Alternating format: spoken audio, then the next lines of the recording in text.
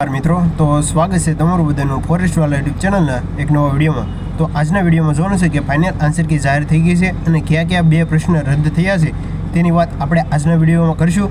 તો તમે સ્ક્રીન પર જોઈ શકો છો જે પણ ઉમેદવારોને ફાઇનલ આન્સર કી ડાઉનલોડ કરવી હોય તે માટે gprb.gujarat.gov.in વેબસાઇટ અથવા LRDની જે ગુજરાત 2021ની નવી વેબસાઇટ છે તેના ઉપર આજે જાહેર 30/4/2025 દિવસે જાહેર કરેલી છે। તો વિગતવાર આપણે પ્રશ્ન જોઈએ કે કયા કયા પ્રશ્ન છે તે ભરતી બોર્ડે કુલ 2 પ્રશ્નો છે તે ભરતી બોર્ડ દ્વારા રદ કરેલો છે, એટલે કે એક 108 નંબરનો જે પ્રશ્ન છે તે અને 52 નંબરનો જે ક્રમ છે તે કુલ 2 પ્રશ્નો ભરતી બોર્ડ દ્વારા છે તે રદ કરેલા છે અને વિદ્યાર્થીઓએ કુલ 10 પ્રશ્નો સામે છે તે વાંધા અરજી કરી હતી।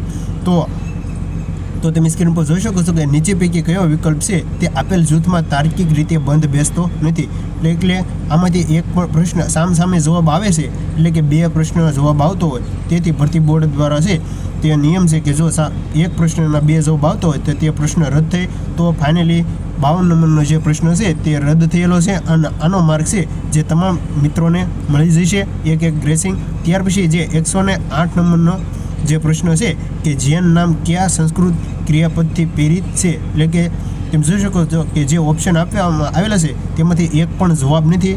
જે ધોરણ 11માં પાઠ નંબર 5માં છે તે ઉલ્લેખ આપવામાં આવેલો છે ઓફિશિયલ તે મુજબ આ પ્રશ્ન છે તે રદ થયેલો છે।